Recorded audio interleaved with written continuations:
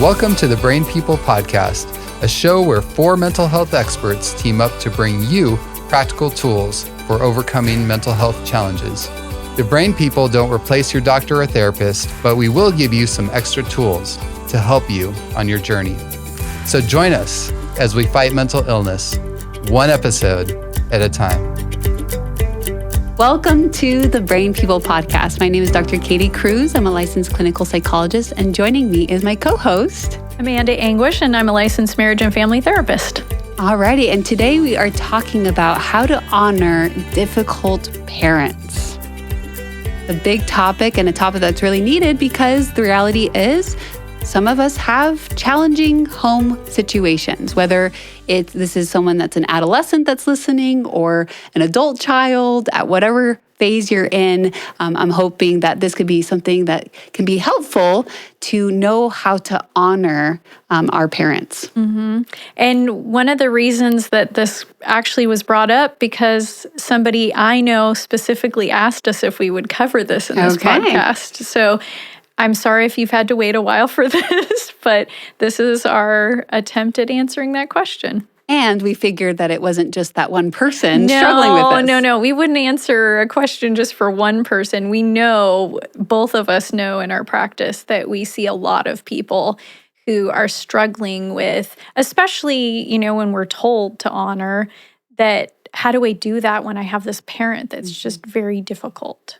And I'm sure this can translate to a lot of different relationships, right? The principles of honoring difficult people in general. But we're really going to be focusing on parents today. Yeah, and we can, we'll deal with this in a respectful way, but also in a way that shows that we understand that some people that are listening are dealing with parents who have mental illness, addictions, even personality disorders like narcissism and that sort of thing. But we want to ultimately honor God in the way that we talk about this subject too. So that's the ultimate goal.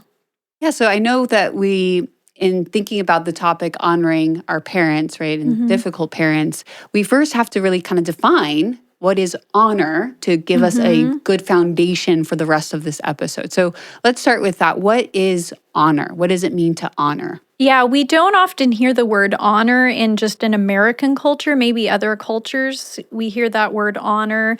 But in American culture, we don't hear it too much until we're talking about the Bible.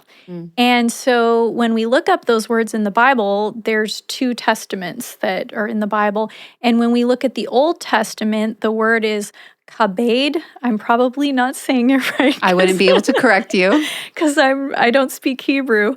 But that word actually incites this idea of, or suggests an idea of weight or burden. So when I honor somebody, there's a weight or burden to their position or their role that I'm acknowledging.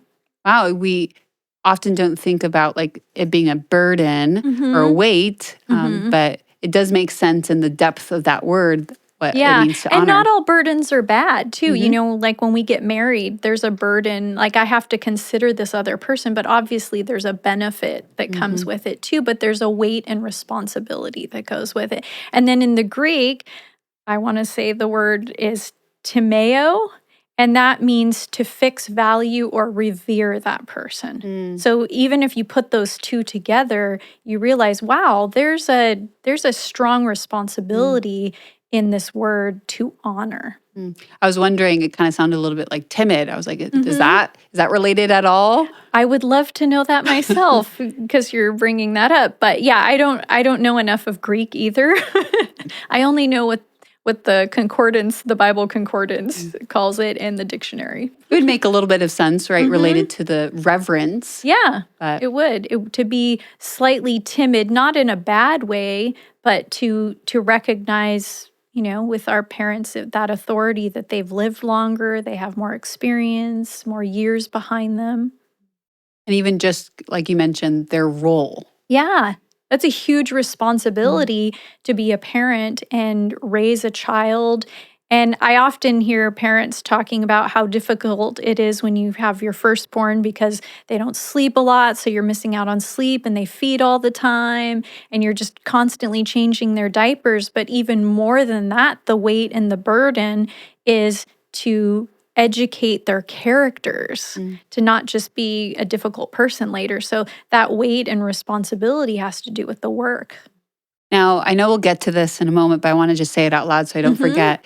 The pushback, what we might hear is, well, yes, there's that weight and that burden of that responsibility, but what if they're not changing the diapers? What if they're not, educating their child and really raising their child? And that's part of the reason why we're doing this episode. It's what if they're not fulfilling their parental duties in a way that would maybe be easier than to not respect them if they're not fulfilling that role? Yeah, bring that question up because I'm really tempted to answer it right now, but I also don't want to answer the next question before I do that. Yes, yes. So we'll put that question on We'll a tuck it hanger in. for Hopefully later. one of us will remember. Yes.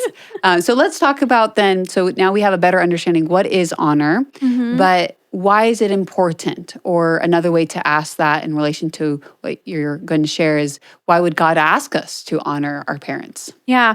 Well, in the Bible, it shows us in two places. That's where we get those words, in the Greek and the Hebrew.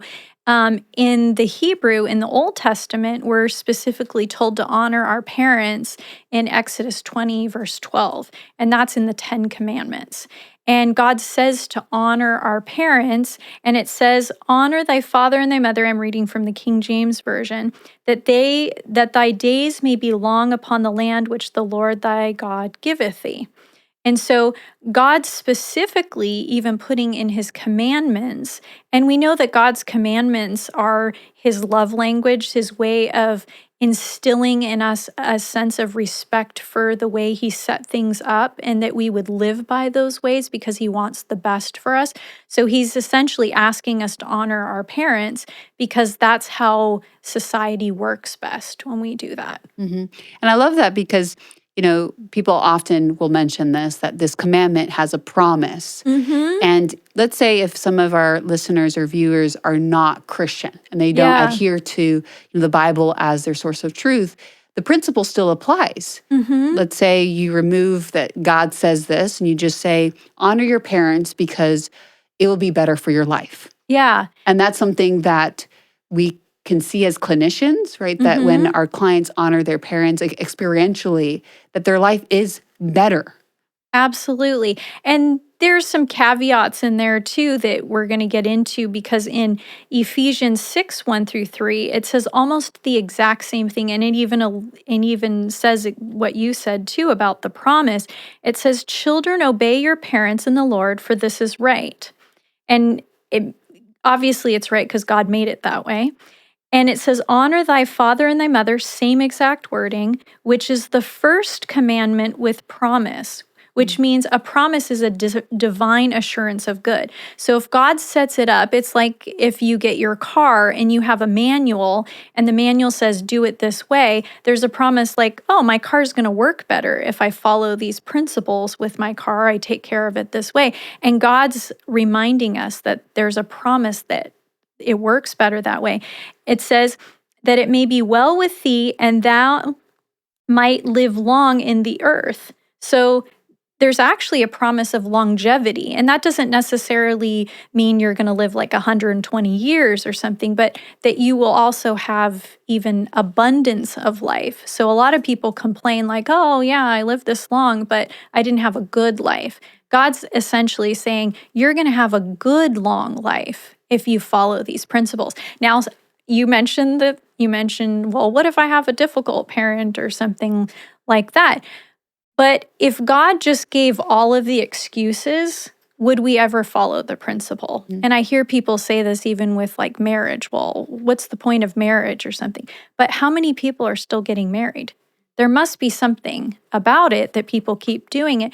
So God's reminding us in this parent-child relationship that if you follow these, this is the ideal situation that you can expect if you do that.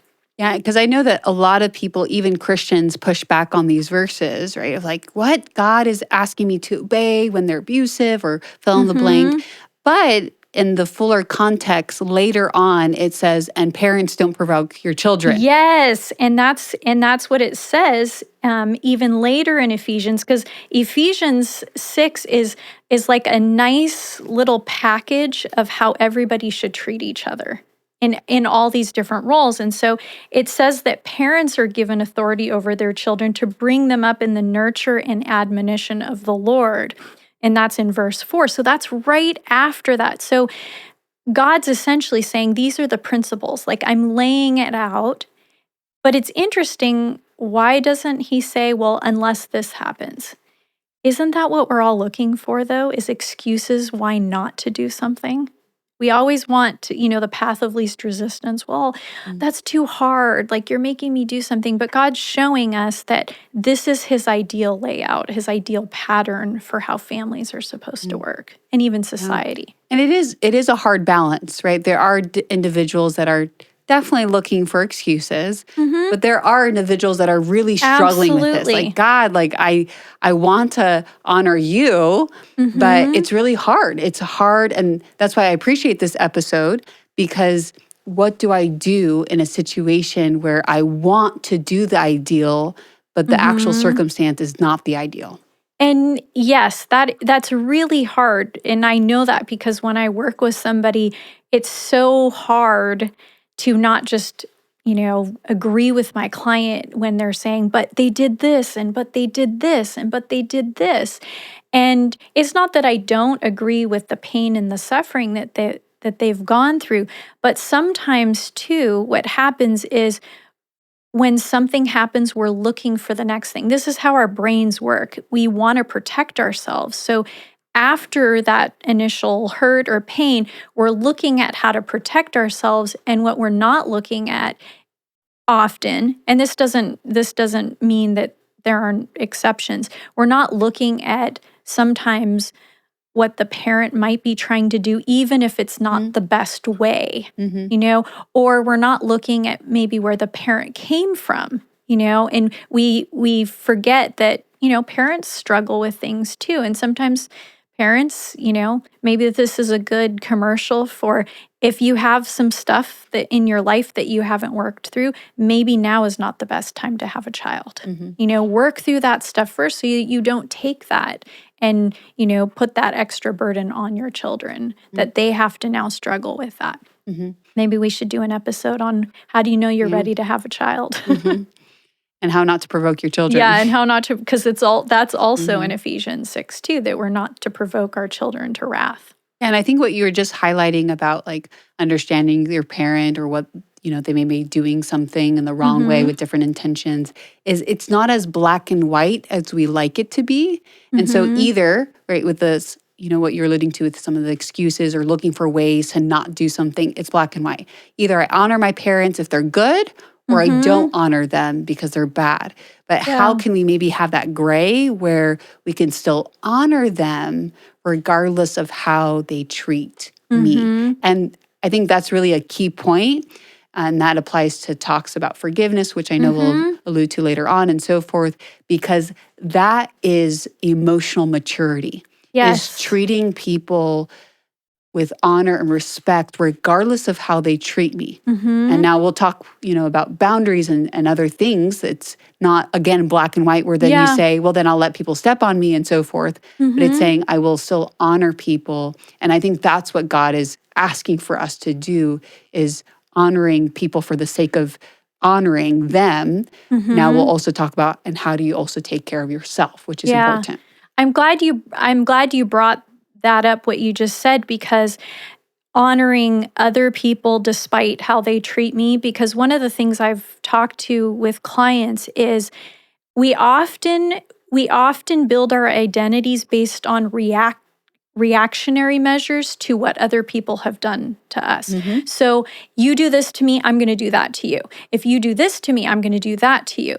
And I like to encourage people to, and I think this is the connection, that by honoring other people, we actually honor ourselves even better, because now my identity isn't tied into what did you first do to me. My identity is, this is who I want to be. And I've talked to my clients about this, where if I truly want to be the best version of Amanda that I can be, I have to decide first who I am, no matter who other people are. And so does Amanda react and yell whenever somebody yells at her or talks to her a certain way?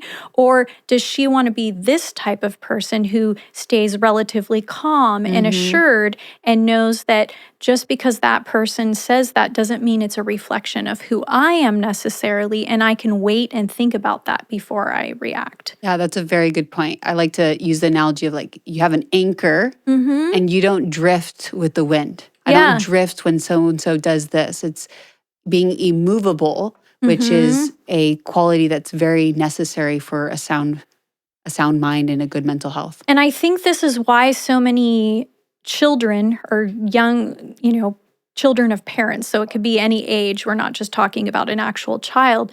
This is why so many people get so frustrated with their ungodly or unkind or unhelpful parents or their difficult parents, because they realize that parent is actually, it's like they're on a leash of that parent. And That's a good point. And a way to honor that parent is to let yourself go of that leash and say, just because you do this doesn't mean that's how I'm going to respond. You can be over there and be you, and I will maintain who I am over here. And I can honor you without finding my identity in everything you say that I am or how you treat me. I like that you use the word leash, because I think many reasons why people don't want to honor people that are difficult, especially their parents, is they feel that it's weakness. They feel like they're being controlled by the parent. Yeah. And so I just want to say this to really validate our listeners who maybe struggle with honoring their parents, is that they may be having good intentions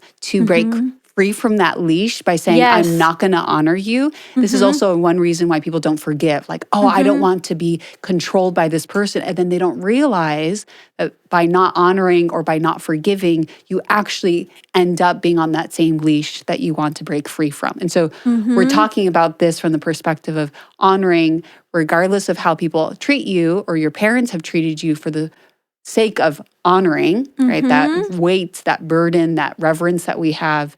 And that way we can be independent and have a healthy identity and so forth. Yeah. Nobody controls me without my choice. And so the way you treat me doesn't mean I have to respond a certain way. That's true freedom. To say that I am my own individual and I can still treat you a certain way. And it requires a certain amount of empathy too, to understand that, I don't know about everybody who's listening, but I don't think our difficult parents are the only ones that we deal with who are difficult. So we'd have to be on everybody's leash if that were the case. But it's helpful to understand, maybe it's not that I'm being controlled, it's that I'm allowing myself. And I think it was Jodi Picoult, or I don't remember who said it, that when you find yourself caged, figure out where you're holding the key, and oftentimes we have the key to release us. We don't even realize it though. And we're letting the other person have control. And I even find, sometimes I think about, when I'm upset with somebody, where did I maybe have some power that I let go of? And I'm not really upset with them. I'm upset with myself for letting that happen, or my behavior happen. That's where I feel controlled, but it's really, I have control over that. Yeah, good discussion. I know we went on a somewhat tangent, but very relevant. And anything that you want to kind of bring us back to? Yeah. So how do we honor ungodly parents? And you mentioned earlier that we talk about boundaries. So there are some boundaries that we can have, and sometimes we have a hard time with boundaries. We probably talked about that in another episode too. But sometimes we have a hard time with boundaries because we don't realize where our power actually is, and that we're actually helping the other person by having boundaries too. So one of the ways that we can have boundaries with our parents is not giving them extra room to sabotage the relationship. So what does that mean? If you've been abused by your parent, don't think that honoring means that you have to rush and let them watch their grandkids, or that you have to, drive them to an unhealthy place where they might get drugs and alcohol if that's what they're doing, or allow them to even stay on the phone long enough to yell at you and make themselves feel guilty at the end of that conversation, because it always goes back to that place. So having boundaries or honoring your parents does not mean that you have to give them extra room to sabotage when they haven't been responsible with that experience before. And if you think about like what it means to honor, could honoring be setting that boundary? It is. And I think about a story. I just did a talk on addiction with this story, but when you look at the story of Noah, when he got drunk and his son, it says his son uncovered his nakedness. His daughter? No, his son uncovered Noah's nakedness. And then he goes and tells his brothers about it. It's one thing when somebody sabotages their life to go and, oh, I can't believe you did this. What's wrong with you? Why do you always do this kind of thing? And you uncover their shame, or that you point out certain things. And that's why he got a curse later too, was because— I think I was thinking about Lot. Oh, yeah, Lot. That's true too. But he got a curse later because— yeah, Noah wasn't in the right by getting drunk, but what did his son do? He actually exposed it even more. And sometimes what we want to do is we want to not honor our parents, and we put them in positions, or we expose their weaknesses. And I don't think God wants us to do that, to make a mockery of them, but it's okay to have a boundary. And then his other sons came in and covered him up and without looking. So it's this idea that even when they do wrong, right, we don't add to the wrongness by exposing. So in the case of Noah, then, okay, you got drunk, right? Yeah. Or my parent mistreats me, but not adding to that. Yeah, it could be anything from mocking them on social media, or can you believe what my parent did, or something like that. It might be a matter of getting them help, or suggesting, hey, if you want help, I'll help you. But if you're going to continue to do this, I can't support that behavior. That might be it. But to go and tell everybody and, run them up in the news or something like that is not a way to honor a parent, even when they're struggling. Now that gets tricky when sometimes needing to share information about your parent in order for yourself to be healed. And that's really tricky, and probably we don't have time to get into that. But it is good to struggle with that and wrestle. Don't immediately say, oh, this is what I need, so I'm going to expose my parent. But also don't automatically say, well, I need to honor my parent. And so, and I'm thinking about cases where, let's say there's abuse in the family, and they're so concerned about what others might think of the family. They want to honor their parents, and so they don't want to share. And this could apply to parents. This could apply to institutions or other things. So we end up maybe not exposing the nakedness, but we cover it up ourselves as a way to honor, but it actually can be very hurtful to ourselves as well. Absolutely. And that's a case where honoring one dishonors another too. So I think that's the answer to that question, is if we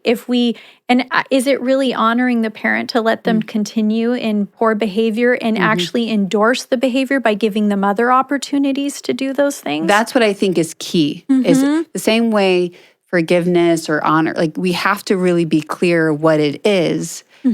Honor, love, all of that, it doesn't mean to hide bad behavior. It doesn't mean to justify bad behavior. Or cover it up so that we're supposed to expose darkness. The Bible tells us the light exposing darkness. And so, yes, in those situations, there is no blood so thick that you can't say something if it's to help that person and other people too. So, yes, and that's I hate to say the fun part of therapy, but there's no like specific answer because all situations are unique. But if it's going to hurt someone else or give that person the opportunity, that parent the opportunity to hurt more people, that doesn't honor them. And I've seen people say, "Oh, well, my parent really wants this, this situation to happen a certain way," but they know ultimately what's the long-term outcome of this. And I think that's really key is when we honor, we should be thinking long-term, not just short-term. Because a lot of us are very, short-term oriented, whatever makes me feel right. And out of anxiety or guilt, we can give in to a bad behavior. But then long-term, what are we doing? Oh, I just endorsed this behavior. Enable and I then enabled and endorsed the behavior. So that's not the answer either. And so there is a fine line because I don't know all the parents that are represented by the people that are listening. But to be clear is wrestle with that. Is this a long-term solution or just a short-term solution that makes me feel better and gets them, feeling like I'm a good kid or something like that too. So we're talking about how to honor parents. And so partly what we're talking about is honor does include boundaries, yes. All relationships, honor includes boundaries. Even our relationship with God, those 10 commandments are boundaries. There's situations where God sees the bigger picture and what works best for the home and society and our relationship even with him. And there's no healthy relationship without boundaries. Okay, so boundaries are part of it. How else can we honor our parents, especially when difficult? Well, I have a list of some things that we can consider and stuff when we're recognizing that in our relationships and honoring, we want to be a godly example and stuff. So it's not just about the parent, it's not just about us and that sort of thing. So one of the things that the Bible talks about is not returning evil. So we kind of discuss that, and not reacting when somebody treats us a certain way. But it's really important. Sometimes we take things into our own hands and we want to, hurt the person or react a certain way because we don't fully understand that God is the ultimate judge of someone's behavior. And so even when somebody has been hurtful or unkind to us, especially our parents, that God will ultimately take care of them. And when I say take care, it doesn't just mean he's going to punish them. Sometimes in the best case scenario, it means he's working with them. The Holy Spirit is working on them and they will change. I'm working with someone right now who's actually making that change in their lives. It's hard because they have a pattern of poor behavior, but they're actually trying. And we don't want to mess up what God is trying to do for somebody. And so vengeance ultimately is his because he sees the bigger picture. The next thing is forgive. Number 2 is forgive. And we won't go into that because we did a whole podcast on forgiveness, but I'll just give some references to some books that you can read. Forgiving the Unforgivable by David Stoop and Forgiving What You Can't Forget by Lisa Turkwurst. Number 3 is seek to understand. It's important to understand that people, we have that line, hurt people hurt people. A lot of our parents have gone through struggles. Maybe we don't know what they are. Maybe we do know what they are. I also like the book Ministry of Healing, chapter 41, In Contact with Others. We don't often understand truly what people are coming from that cause them to treat people that way. And even narcissists, we know in the mental health profession that it's a deep-seated low sense of self that causes them to constantly compensate for that by boasting and bragging and putting other people down. And that doesn't mean we still don't have boundaries, but to recognize that everybody has a story that they're coming from. And sometimes that helps us understand that better. Number 4, pray. Like you can listen to all of our recommendations and advice, but true wisdom comes from God. And sometimes, he'll tell you something that we haven't covered or that sort of thing, but God can, put a passage in front of you that helps you understand the situation so much better than you realized. And then do what you can within reason. That's number 5. You can still be kind to unkind people. There are ways to do that. And I might have mentioned in this podcast before that, I had a time in my life where God taught me how to be kind to somebody who was very unkind to me, and the outcome was totally unexpected. But you can also look up Joyce Meyer's testimony of how she dealt with a very difficult father, and I say that not in a light way. He was abusive sexually towards her growing up, and she wound up taking care of him in the last stages of his life. And you just see the change that came over him through her testimony and stuff, because ultimately this is to honor God. Number 6 is focus on the truth. And we touched on this a little bit, but don't personalize these things. When we have difficult parents, imagine how would that parent treat another person in the same situation? Probably no different than me. So this isn't the way they treat me is not about me. It says so much about them. And so by personalizing, all it does is connect me even more to the pain and the suffering by saying, oh, if I'd only done this, or why did this have to happen to me, instead of, oh, why did they seem to think that this was the best way to deal with their problems or to handle, raising kids in the home or something like that. And then the last thing is recognize who's watching. Some of us kids have kids of our own, and we want to be an example to those kids. We want to be an example to our community. And, if we just fight fire with more fire, what happens to our homes, even the homes that those parents are no longer living in with us, but we start talking about it, and it just feels like an unhealthy, unkind attitude. And then I've seen kids talk about people they've never met because they hear their parents talking about those people. And you'd think those kids knew them. They're like 5 and 6 years old. And can you believe what grandma did or something? I'm like, you haven't even met your grandma because your mom won't let you or something. And so to recognize who are the little eyes and ears that are watching and listening to us, the community, are we imposing that same burden on them? I like the quote, you can get a cactus, but you don't have to sit on it. We don't have to continue to perpetuate the unkindness or the hatred that we were inflicted with onto others too. And ultimately, all of heaven is watching too. We can be advocates on this earth for heavenly minded things and heavenly minded behavior. And I even, I wish I had many more testimonies of this, but I remember I was dealing with a difficult person once, and Just once? just this one time that I'm talking about. But I didn't realize this woman was watching how I responded to this person. And she said to me, wow, I want to respond just like that when I'm in those kinds of situations. And I had to gulp for a second because I hadn't even thought about who was watching. I was just responding, and I was like, praise God that I did it the right way, because this could be the opposite response. But there are people watching us, and whether we realize it or not, and we want to respond in a way that honors the heavenly God that we serve. And that's always what we want to do. And Amanda, that's so counterculture today. It is. Right? And a culture of honor shame, cancel culture. We have the mentality of do what's right for you, right? It's individualism. It's, if someone hurts you, you hurt them back, you're justified. Yep. But that could be helpful for that one person. But what I love that you're sharing is the idea of community. And we've heard it said so many times, right? Be the change that you want to see. Yep. But it is an element of paying it forward. And so I know that we're asking a lot of our listeners, because it is challenging to respond like the way that you did. And that's why that woman admired your response.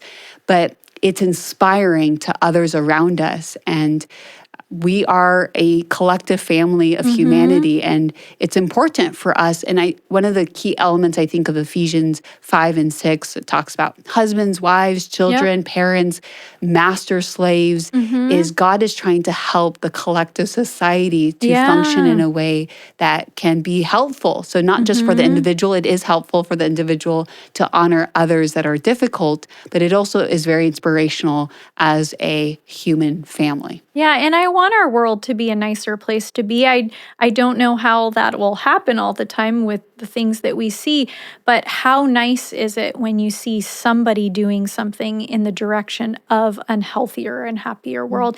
And I've truly seen people change out of seeing other people not react to them the way that they deserved in that moment.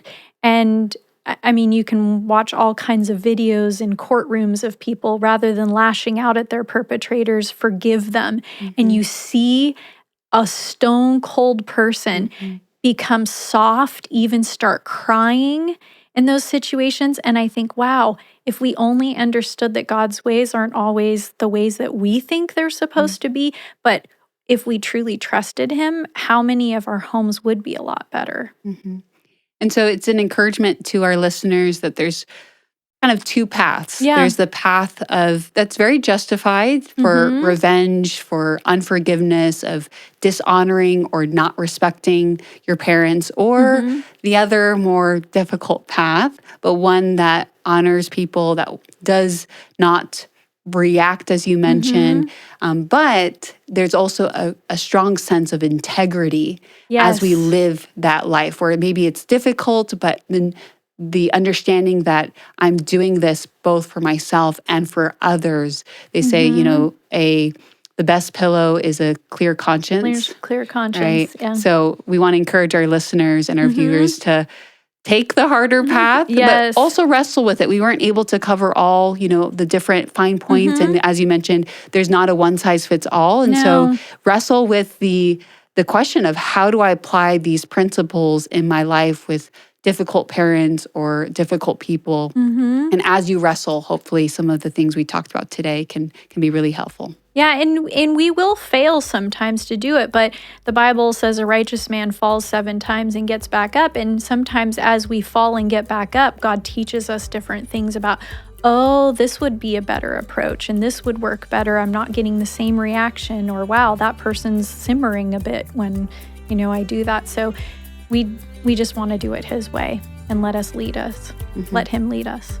Alrighty, well, thank you everyone for listening or watching, and we will see you our next episode.